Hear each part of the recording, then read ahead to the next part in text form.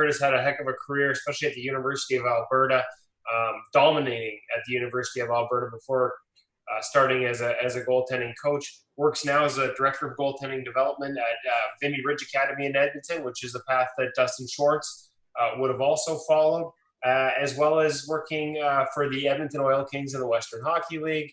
If I've missed anything, Kurtis can fill in the gaps there. I swear I had better notes earlier today. But Kurtis, thank you very much for doing this. I'm looking forward to this presentation. Take it away, all yours. Thanks, Kev. I'll just share my screen. Thanks for the intro, and I don't think you missed too much. I think at one point I held the record for most games played or minutes in the league. But I also think I had the most losses probably too, so they probably offset each other. So I'll get my PowerPoint up here, and we'll get rocking here.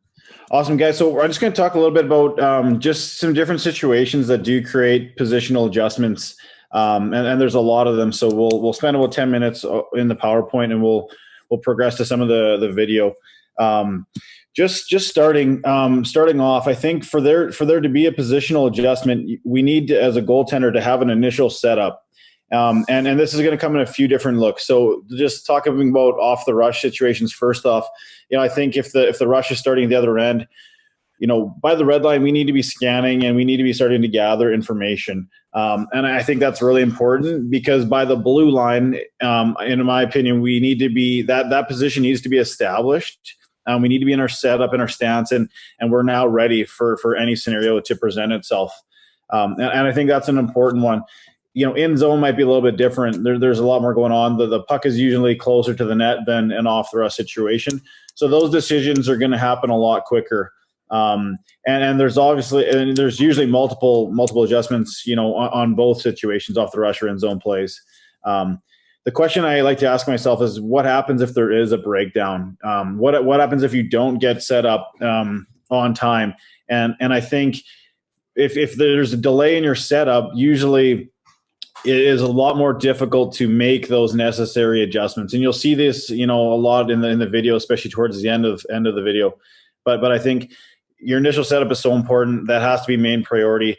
We can't be late. We can't still be moving before we need to make another adjustment.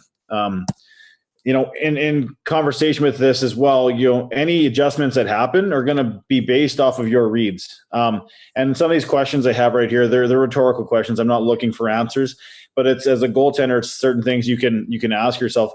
What situation is present right now, or what is developing? How is your D-man playing the situation? Sometimes our reads are based on what they're giving up or what options they're taking away. Going into the opposition, which way do they shoot? Who are they? What are their tendencies? Are they a distributor? Do they like to pass the puck? Or are they a shoot first mentality? I think those are reads that are going to play into how we as goaltenders, play the situation and any adjustments that need to happen. So I think those reads are really, really important. And I threw hockey IQ down at the bottom there. And I think for goaltenders, it doesn't get talked about enough. We've heard it a few times this week, which is great. I think hockey IQ is more directly tied to players and, forwards and defensemen. And how is their hockey IQ? Can they play within certain systematic structures that coaches want them to play in? But I think for goaltenders, it's the exact same. I think you need to be an intelligent player. You can't just go out there with no game plan and try and stop a puck, because that usually only works to a certain level. And that level might be peaked for others that, in minor hockey, you might not be able to get a junior without being an intelligent goaltender. So we'll talk a little bit later on, how to improve in these areas. But I think hockey IQ for goaltenders is really, really important. And tying into reads, I think threat awareness is very important as well. Knowing where the threats are at is based off of your read too, right? But taking it a step further, what are you going to do about it? How are you going to get to that next position? What adjustments are you making before there is another movement? What kind of type? What does that movement look like? These are all things we need to know about and be aware about.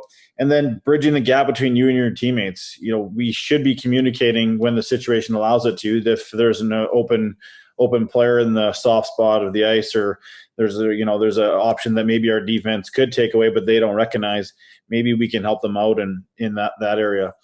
And then the last one, and Dustin just mentioned it, but I think pre-scouts are so important at all levels, and I think at the at the junior level and the pro level, I think it's a lot. That's a lot of our, especially my time in my situation with Oil Kings. I spend a lot of time giving our goalies as much knowledge on the opposition as we can for their tendencies and stuff, and I think that will give them an edge in certain situations, and maybe their adjustments are a lot more minimal because they know of a situation that might be coming up.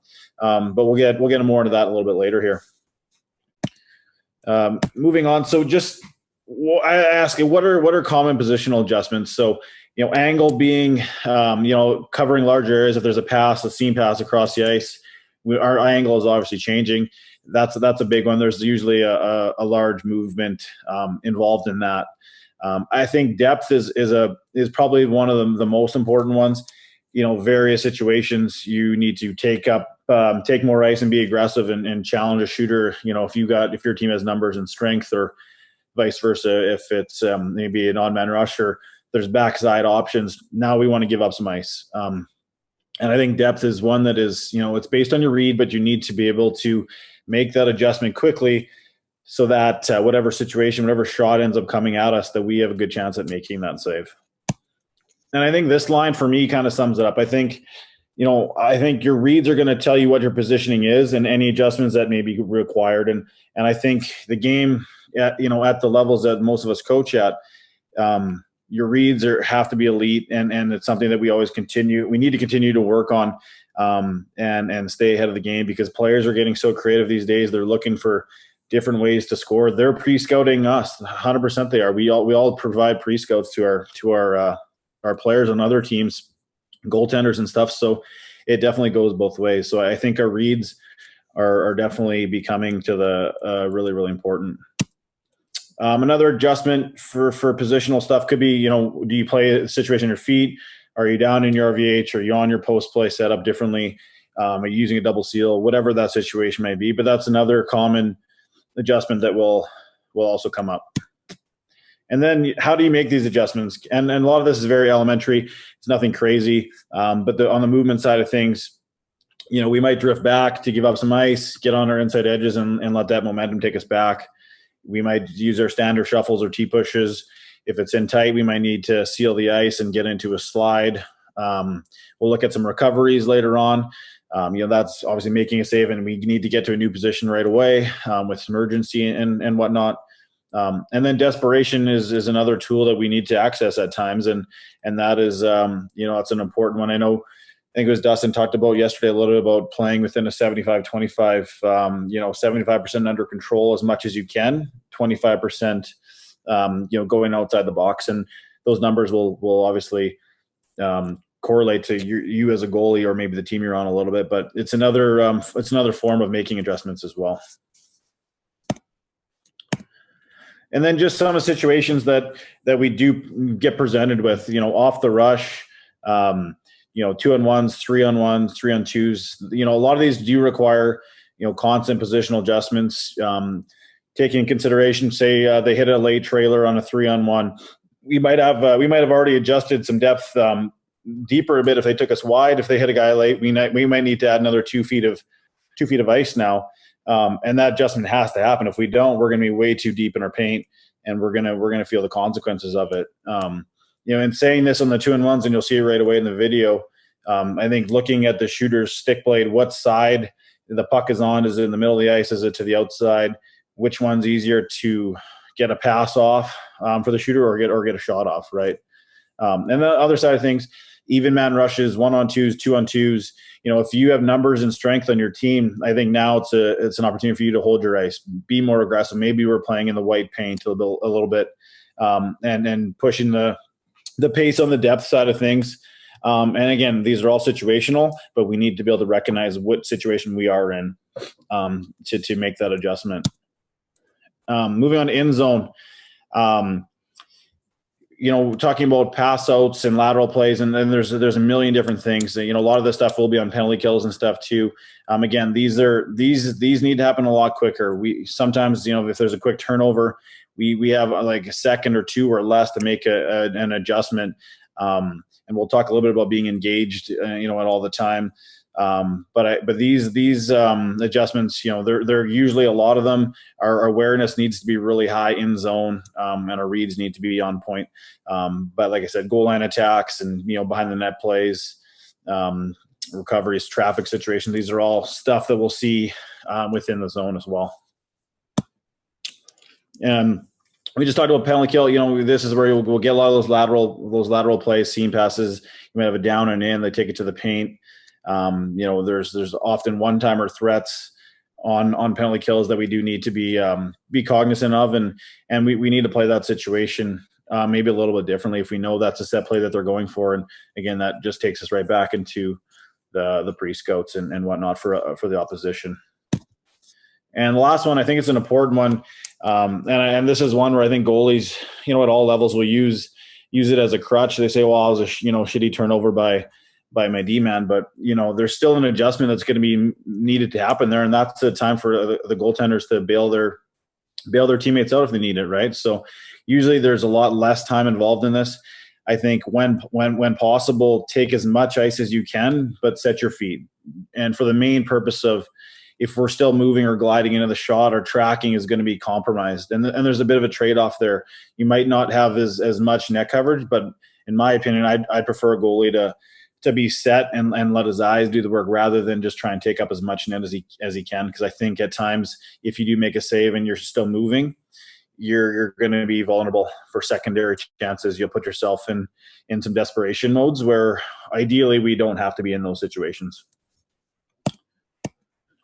And then again, I like to ask questions and find some answers. So when positional adjustments don't happen, what happens? Why? What's the result going to be? Right. A lot of it again comes down to our reads. If we don't make an adjustment, our read was probably off a little bit. Maybe our awareness wasn't as good as it could be. And I think the depth one is usually the most common. I think we forget to or we don't make that depth adjustment, and then that puts us in a bad spot, and now we have to try and make a desperation save, or there's just too much net. If we're really deep, there's a lot of net for the shooters to pick, and again, angles as well, for sure. If the puck comes in the middle of the ice and we don't stay on angle, obviously there's going to be a lot of net exposed for the shooter. Again, to me, when there's no adjustments, essentially this just boils down to there's goals against. That's what happens. If we don't make the proper adjustments, usually we're fishing the puck out of our net. At best case scenario, we're having to come up with secondary saves. We're in scramble situations with desperation involved, and that's not the end of the world. But again, we always want to try and make our lives as easy as possible, and making some adjustments prior to shots happening will mitigate some of these results that we just went over here.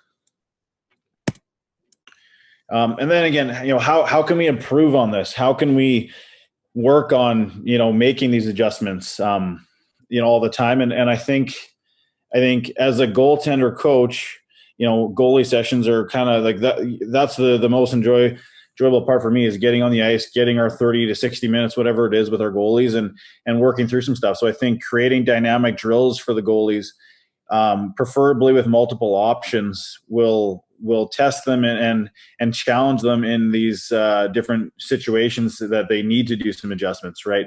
Having shooters move laterally, not just with the pass, but physically skating to different areas of the ice will force them to manage their angle and adjust some depth. As well as, I think, getting the goalies moving with multiple passes.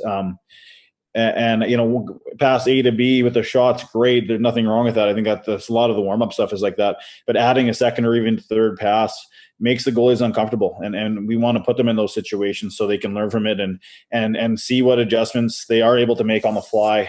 And again, put them in that training, so when it comes to a game, it's usually a little bit more natural and seamless for them to do.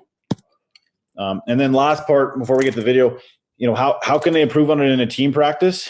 And I think, during those drills, those odd man rush drills, especially, like, that's a great opportunity for them to practice these situations. And I think as a goalie group, and even I would include the D-corps, I think it'd be wise to group together and like let's shut out the forwards entirely in this whole drill. Like let's not give up a goal on the odd man rush, and not an easy task by all means, but you can kind of work collectively, and that's where it comes part of, we have to play off our D and what they're giving up, and vice versa. And there can be some communication there. And then the last one is just, on the penalty kill and power play system work, within a team practice.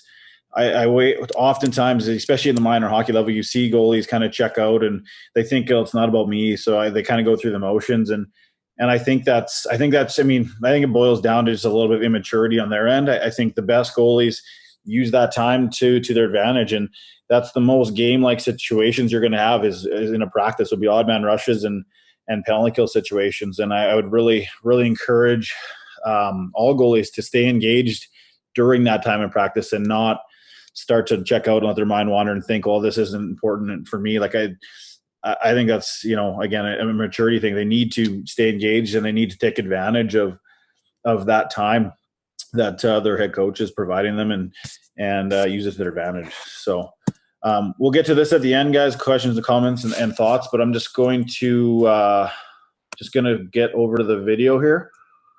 So the first clips are going to work on goalies. These are just 2-on-1s. Okay. So puck, we got a left-handed shot coming down on Costa. So his initial positioning is okay. His toes are in the white, which is fine. Krinkovic is a left-handed shot. These guys are the same age. Sebastian knows Kyle very well. He's a pass first kind of guy. He's not a shooter by any means. Still needs to honor that option. With his stick being a lefty here, this pass across is a little bit easier than a righty. Sebastian, knows that. There's his drift right there. Pass goes across. Sebastian comes up with a pretty good save. I'd like to see him triangulate on his feet. The pass is a little above the hash marks. He does seal the ice a bit early, but ultimately does come up with the save here. Another 2-on-1. So now shooter's blade is to the middle of the ice. So this pass is usually a little bit harder. This D-man does a pretty good job on forcing the guy to take the puck to the outside. If you look at Freddie's initial positioning, his feet are in the white right now. Okay. As this pass goes across, he's now, that's at least, foot, maybe 18 inches, a little bit more deeper in his net. Pass goes across, he's able to get over there. Okay.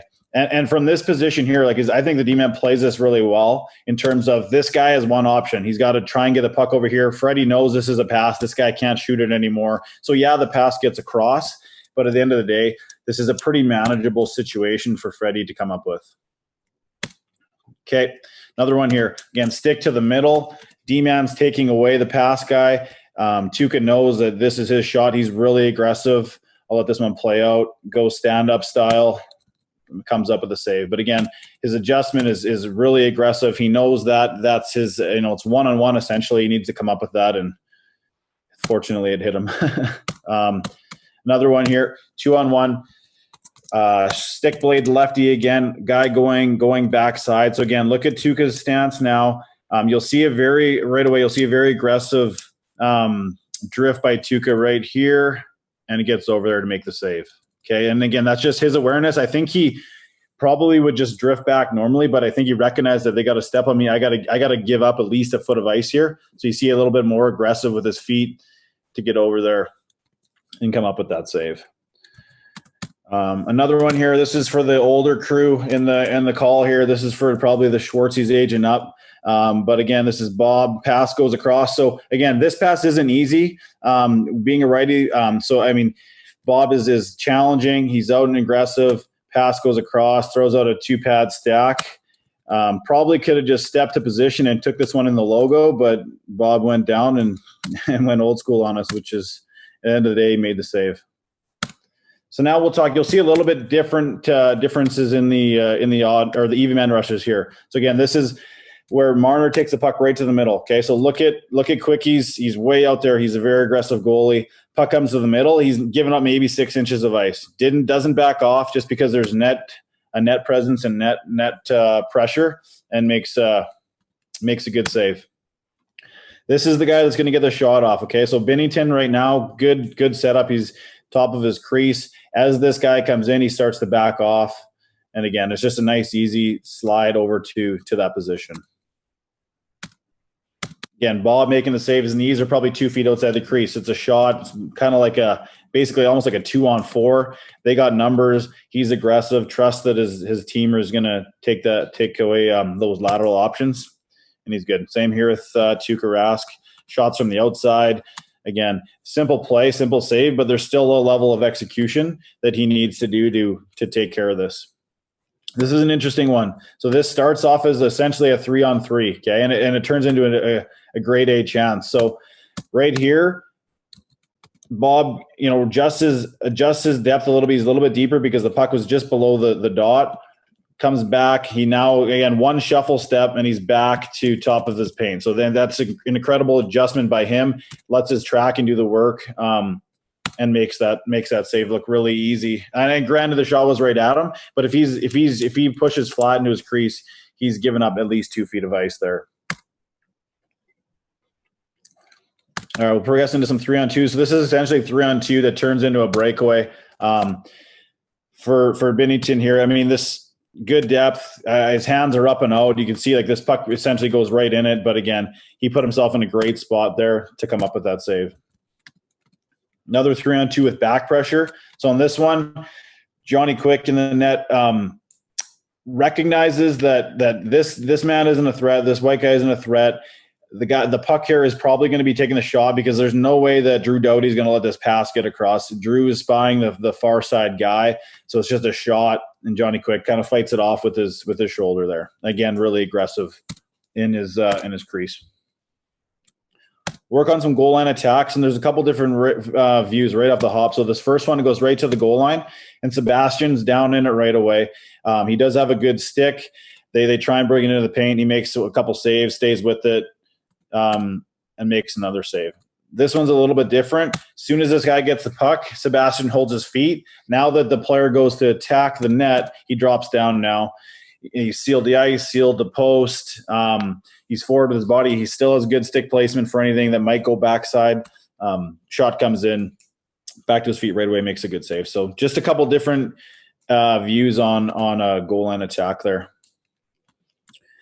I wanted to include one of these. So you see this a lot at the NHL level where they get a 1T in from a really sharp angle. So, Bob is at the top of his paint. His adjustment needs to get to the post. He can't miss it. He can't be in his net. He can't be in front. He needs to connect to that post. He does right there, okay? The best part of the clip is right now where that play isn't done. And watch the edge work by Bob here.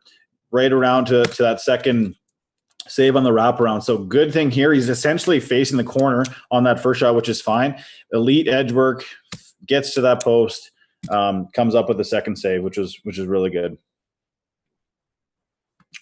Okay, Johnny likes to play a little bit down here, so I just wanted to show a couple adjustments here. First one being he is a very aggressive with his stick, brings it in right away, more in a neutral position where he doesn't need to be aggressive. Guy comes back to the net, cuts it off right away. And I think some of these adjustments with our sticks can't be forgotten too. I think those are very this is a very important tool for the goalies to use. Get a few laterals going here. I love the position that Binnington is in right now. He's on his post. He knows that. I think this is Hoffman right here. He's not coming out. He's not creating a longer movement here. I think staying in your post is perfect. Pass comes across. Great movement. This one still ends up going in. I think for two reasons. One, his teammate does an unbelievable job taking away his vision. He's also not quite set. Binnington was kind of sliding out a little bit, which did impact his ability to track the puck a little bit. Here's another one. Okay, puck comes right to the point. I do like how Bob is really aggressive. I think a little bit better adjustment would have been to maybe be a little more conservative here, because this is the pass that gets like this. This is shots on the net, on the way to the net right now. There's a lot of net there. If he's 6 inches deeper, he probably just pushes to that position, and he's got the majority of the net taken away. But I mean, that's just one that he could go over absolutely and take a piece at it. Fortunately, it does go wide for his sake. Another one here. This is an unbelievable pass. I'm not sure who this is on Tampa Bay, but all the options are taken away. This is essentially the only one. This is probably a 60, 70 foot pass. Tuukka stays on the whole way. makes a good save. I would personally like to see him skate there on his feet. I think he's got that ability in him. But again, he stayed down on it the whole time and made a good save.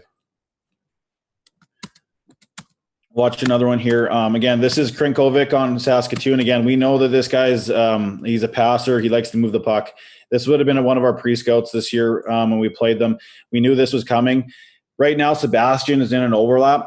9 out of 10 times I'd say this is fine. I might, in this situation, want him to kind of have his left foot on the post for the main reason. I'll just let this play out. But he comes across, does make a great save, but he isn't able to hit and stick his post. And I think that if he's on this, if his left foot is inside his post here, on his rotation, it's going to be a lot easier for him to get over here. And essentially he would stick right here and make his save, as opposed to being a little bit too far in front of his post. And that's an adjustment that we would have made going forward.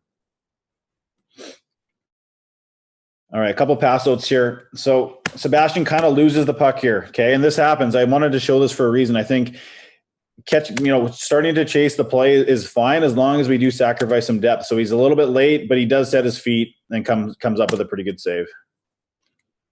Here's another pass out. So on this one, and the reason why Jordan ends up on his kind of his butt or his back is he's late leaving on the pass release. A couple bit of bodies in front. Maybe he didn't see the puck go. Tries to get out there. And again, that just shows you the importance of setting your feet. If he would have stopped a little bit earlier, might have been able to make that save a little bit more controlled. Okay, so on this one, and this might be some controversy. If anybody wants to chime in at the end, I'd like their thoughts. But in my opinion on this one, I don't think Tuukka Rask should be down right now. I think they got numbers. I think Bergeron has a good amount of pressure on the Tampa Bay player that he's not going to be able to get a shot off. And the result, ends up in a goal. And I just think that Tuukka's a little bit deep in this play. As opposed, I think if he'd be on his feet right now, I think as he pushes out on this pass, I feel like he could get to the top of his crease. Does he come up with that save? Nobody really knows because he didn't do it. But I think he'd give himself a little bit better of an opportunity to do that. Just a little bit of set play here. It's a pass. It's a one touch up to Tuukka. To the Philadelphia guy right in the middle.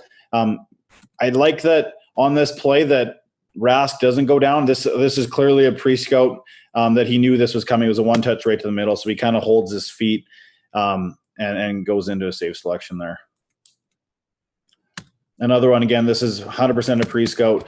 This is the pass right to Matthews for the one-timer. Johnny's aggressive here, but his skating is so good that he makes that look exceptionally easy. Really good. Just another one, 10, 20-foot pass, makes a save. The only thing I would critique Tuukka on this one is he actually slides over here, and then the puck gets out. If he just steps over there and maybe he's able to keep that puck in and get a whistle. Just a couple on point shots. I know Danny DePalma is going to do some traffic stuff later, so I won't spend too much time on this. But again, the position that Jordan takes here is okay. I feel like he could probably come out a little bit more. He ends up going into a blind drop. His knees were a little bit deeper. Maybe if he's out a bit further, he can get a piece of that one. Right off the hop, right off the faceoff. I like how Johnny's looking around, really aggressive, established his position. His team did a great job of boxing out on that one. And he just could be patient on the puck. One more traffic one again. Bob establishes a good position here. He's right at the top of his paint, right on this guy, able to see it. Takes a bit of a slash in the back of the neck after the play. Okay, a few more.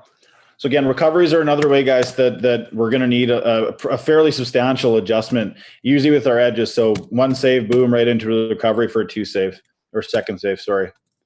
Save, edge, right into a second opportunity. And I think with these recoveries, urgency has to be there. You see at all these, as soon as they're down, boom, they're going right away for that second shot. And I think urgencies and getting to that new position as soon as they can is imperative, especially at the NHL level, the pro level, where pucks are being funneled back to the net as soon as they can. There's no hesitation. Pucks are going right back towards the crease, looking to create some offense.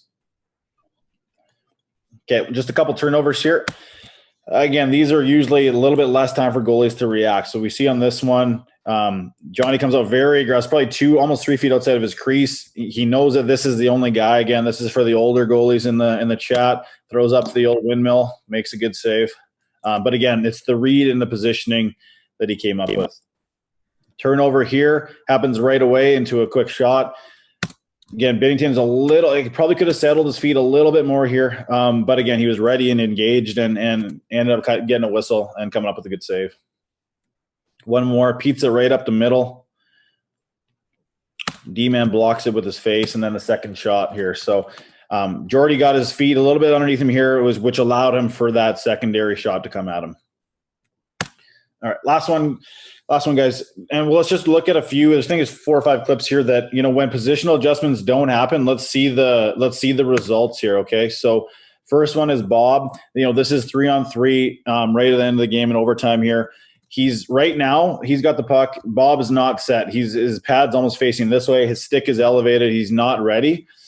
Pass goes. He does make the save. It just looks really gross. You can see he almost like shuffles over there to make the save. Makes his life a little bit harder. This is a really good example too. I love too, because depth right now, this is fine. Nothing wrong with this at all. All the players are in front of him, but watch his feet. He doesn't move at all. He still hasn't moved. He's still way too aggressive. Makes a good save, but again, this is more desperation. This could have been a lot easier for him. And in my opinion, number 9 should have scored that. That should be a goal 10 out of 10 times. One more on Johnny Quick here. Right away, to me, I just see that Johnny's off angle here. I think right now he's almost lined up for the puck being under the dot. Beats him. It was a good shot. Beats him far side. Shouldn't go in. I mean, that's one. He knows it. He'd play that differently, 10 times out of 10 if given the opportunity. Again, another one. There's no adjustment here. Fleury puts himself in a really vulnerable position. And he can't recover just because there's no adjustment. This is one of the hardest plays. The goalies need to be able to come from this position, essentially your overlap, transition RVH, you still get your seals and bump across. So this is a tough. He kind of gets set his feet too much, commits there and ends up getting beat. And just one more for Marc-Andre Fleury here. He's actually, and you can just pick it up as he enters the screen, he's actually still coming forward as the puck is going across. So like this puck is here and Marc-Andre is still facing the passer. So again, his initial positioning wasn't established early enough, which made any adjustments near impossible. And you obviously see like there's no way an NHL player is going to miss this shot. So again, I think puck is inside the blue. Marc-Andre should already be set, ready, and starting to potentially drift backwards on this 2-on-1. But he actually was coming forward at the time. And it does make it a little difficult to come up with that save. And that just shows the importance of that initial positioning does need to be really, really tight and really, really dialed in. That's it, guys. That's flip back to the thing here, and we can go over some questions if anybody has any. I'll start with one. I'm just curious how much video. I know it's something that Schwartzy's talked about during the break. But when you were breaking down the video and identifying things like stick position, a lot of the elements that I think are important to reading the game. How much have you used video? Do you see video as a tool where we can teach, whether it's at the level you're coaching at or even younger kids, some of the concepts of reading the game that, maybe we've seen disappear in a world of, I hate to use it, but almost quote unquote goalie school goalies where there's less dynamic environments and they lose that read? Yeah, no, for sure. I think video is an instrumental tool. I talked about it in the breakout room yesterday. Just asked what everybody used for video, and the Oil Kings use XOs. But the Instat, that was one that was talked about yesterday in one of the speakers' presentations. It's an unbelievable program. Like all that NHL footage, I pulled it up. It's so fast, so easy. Anything you need, you can sort it by situations, shots, goals, shootouts, anything. It's so efficient to pull whatever you need. And like you said, I think giving kids opportunities, especially the younger kids, to see these situations where reads are involved do go a long way. And I think the challenge is finding the time to do it with the younger kids, but it's very, very important for sure. Marcus Beasley, if you got your question, if you're ready to go for it. Great presentation. Really enjoyed it. I really liked the video too. I thought that was really good clips, well chosen, and illustrated things pretty clearly. I just wanted to quickly touch on the overlap. You mentioned it a couple times with Kosa and also Fleury on the one play where Wheelers beat him with the wraparound.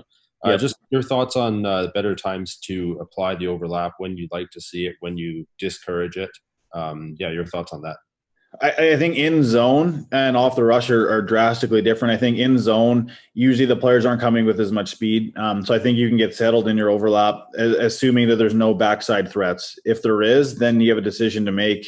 Like I said on that one Costa clip, I think if he would have just held his foot on the post, I don't believe that he sacrifices anything on that first shot. And again, that knowing the pre-scout, knowing that play is more than likely to go for a lateral pass, and knowing who the passer is, I think that is a situation where maybe we can be more conservative and be on the post out of the overlap. The off the rush is harder. Those aren't easy transitions. I think those take tons of reps and tons of practice to get into. And they're hard because the players have all the speed. They have the opportunity to shoot too. Like, the transition has to be at the right time, so you're not going to open up holes while a shot's coming. But again, if they go into a wrap situation, we need to be able to anchor to that close post so we can flatten out and bump across. And if we don't, our feet get stuck in concrete, you see what happens. It's a bad situation to be in. And I just thinking back to some other years, I know Johnny Gibson struggles a little bit on those at times. Just thinking back to the Oilers playoff run a few years ago. They'd go wide and kind of slide it right in the crease, and it made kind of a cluster for him. So that's not easy. It does take practice for sure. Okay, and I lost him for a second there in the world of cyberspace, but it looks like I've got him back. So if you can hear me and you're still there with a question, Taylor Dakers, go ahead with your question. My question is regarding pass outs. Kurtis, you talked about how you're a proponent of setting your feet all the time, and yep. I'd be the same. Right, kind of 100% of the time. But like my guys to set as opposed to drifting out. And I'm just curious, really, if there's anybody else out there that kind of maybe sees it the other way. That's maybe a proponent for the drift out, try to take away that depth. I mean, I see the rebounds and I see the secondary opportunities that come from that, and the lack of tracking and the lack of speed on the reactions. But I know there's other guys that don't mind it. And I guess I'm curious to hear if there's any other opinions on that. Like, we see Bennington and we see Marc-Andre Fleury, they do it quite a bit. And there's got to be a reason there. Yeah, I'm with you. I would love to know as well. I think skating out, good hard T-push step, whatever it is, and taking your ice, but being said, to me, that's, in my opinion, it's a little bit more advantageous. I don't know if Dustin or anybody else on this panel that already has a mic handy would want to chime in on this. Dan, maybe? But yeah, I would also be interested in that. You want me to go? Sure, yeah. Yeah, I think the mentality there, and I was going to touch on it in my next presentation. I've been lucky enough to talk to a lot of the guys, and I think sometimes the mentality is just try to get a rub, try to force a puck wide. If you think of a situation where maybe you get jailed, maybe you're in a bad spot where you don't know where that threat is, and now you're just trying to take as much space as you can to just get a rub or force a puck wide. That's as good as a save. So I think it's when you put yourself in a little peril, maybe then would be the time, Taylor, to do it. I'm like you guys too, get your feet set as much as you can. But you're in trouble. Instead of maybe throwing a jammer, let's just take as much space as we can and try to get a rub. Okay. Yeah, essentially desperation. And that could be, like you said, if the pass is gone and you got to get going, yeah, maybe then rather than staying on your goal line, take some depth. And then, I mean, it's desperation. You're almost hoping at that point, which isn't ideal, but it happens.